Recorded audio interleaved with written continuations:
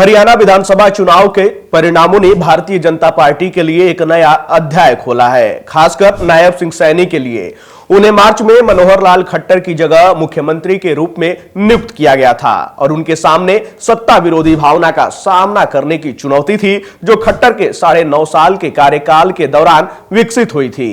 नमस्कार, मैं हूं राघवेंद्र, स्वागत है आप सभी का इन खबर पर। एक कहावत है, नया घोड़ा नई दौड़। जी हां, इसी कहावत पर बीजेपी की रणनीति बिल्कुल सटीक बैठती है। हरियाणा की राजनीति में ओबीसी यानी कि अन्य पिछड़ा वर्ग की आबादी लगभग 35% है, लेकिन राज्य की पहचान ज्यादातर जाटलैंड के रूप में रही है। दशकों से यहाँ की राजनीति जाटों के इर्द गिर्द घूमती रही है। हालांकि भारतीय जनता पार्टी ने पिछले 10 वर्षों में गैर जाट वोटों पर ध्यान केंद्रित करके इस समीकरण को बदल दिया है। नायब सिंह सैनी को मुख्यमंत्री बनाकर बीजेपी ने स्पष्ट संकेत दिया था कि वह ओबीसी समुदाय के मुद्दों को गंभीरता से ले रही है। चुनाव से ठीक पहले सैनी की नियुक्ति ने ओबीसी समाज को यह संदेश दिया कि बीजेपी उनकी आवाज को सुनने वाली पार्टी है। चुनाव के परिणाम यह भी दर्शाते हैं कि बीजेपी की यह रणनीति सफल रही। वही पार्टी को ओबीसी वोटों का समर्थन मिला, जो उससे पहले से अधिक मजबूत बनाता है। नायब सिंह सैनी के चेहरे के साथ बीजेपी ने पुराने गिले शिकवे मिटाने का प्रयास किया और एक नई शुरुआत की। बीजेपी ने पहले भी गुजरात, उत्तराखंड और त्रिपुरा में चुनाव से ठीक पहले मुख्यमंत्री बदलने का फार्मूला अपनाया है और हर बार उसे सफलता मिली है। इस बार भी सैनी की नियुक्ति ने पार्टी को फायदा पहुंचाया। अगर जनता की कोई शिकायत थी तो सरकार ने आश्वासन दिया कि नायब सिंह सैनी इसे सुलझा देंगे, जिससे जनता में विश्वास पैदा हुआ। नायब सिंह सैनी की नियुक्ति भाजपा के लिए एक प्रत्याशित निर्णय था। 54 वर्षीय सैनी को हरियाणा का 11वां मुख्यमंत्री बनाकर बीजेपी ने सीएम कार्यालय को और अधिक सुलभ बनाने का प्रयास किया। खट्टर को एक प्रभावशाली नेता के रूप में देखा जाता था और सैनी की नियुक्ति एक नए दृष्टिकोण को संकेत दे रही थी। कहते हैं कि हर समस्या में अवसर छिपा होता है और इसी अवसर को सैनी ने ढूंढ निकाला। सैनी ने कुछ महीने के कार्यकाल में मतदाताओं तक पहुंचने के लिए कई प्रयास किए।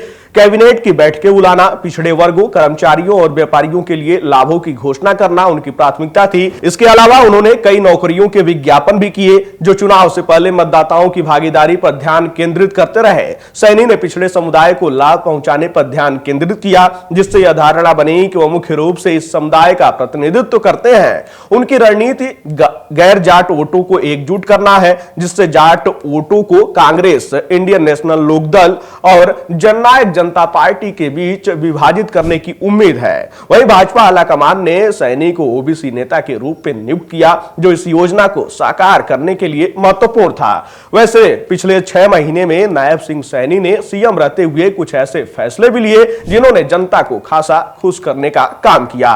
यह भी कहा जा सकता है कि कुछ खास वर्गों को टारगेट भी किया गया। उदाहरण के लिए उन्होंने 1,20,000 कच्चे कर्मचारियों के पक्के करने का ऐलान किया था। उस फैसला का सीधा असर युवाओं पर पड़ा, उन कर्मचारियों पर पड़ा जो कई सालों से इसकी मांग कर रहे थे। इसी तरह किसानों को रिझाने के लिए 24 फसलों पर न्यूनतम समर्थन मूल्य देने की बात हुई थी। वहीं महिलाओं को टारगेट करने के लिए 500 रुपए में सिलेंडर देने का ऐलान भी सीएम सैनी ने ही किया। इसके ऊपर सरपंचों को 21 लाख रुपए तक का काम बिना ई टेंडरिंग के करवाने का भी काम उन्होंने ही किया। ऐसे में सैनी ने सिर्फ 6 महीनों में साबित कर दिया था कि वे हर वर्ग के लिए काम करने वाले हैं।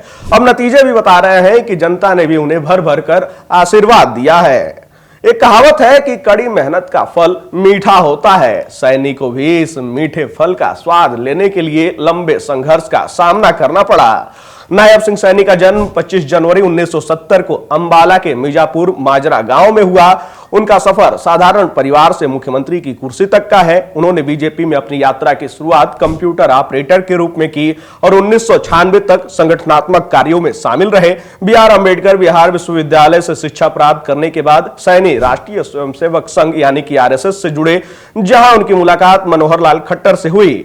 सैनी का राजनीतिक कैरियर 2000 के दशक की शुरुआत में शुरू हुआ। वे 2002 में भाजपा युवा मोर्चा के जिला अध्यक्ष बने और 2009 के विधानसभा चुनाव में भाग लिया लेकिन असफल रहे। 2014 में नारायणगढ़ से विधायक चुने जाने के बाद उन्होंने खट्टर के करीबी सहयोगी के रूप में मंत्री पद हासिल किया। 2019 में कुरुक्षेत्र से संसद सदस्य चुने जाने के बाद उनका राजनीतिक उत्थान जारी रहा। नायब सिंह सैनी का राजनीतिक सफर प्रेरणादायक है। उन्होंने अपनी मेहनत और सही संबंधों के माध्यम से बीजेपी में अपनी जगह बनाई। खट्टर के साथ उनकी मजबूत मित्रता ने उनके कैरियर को और भी गति दी।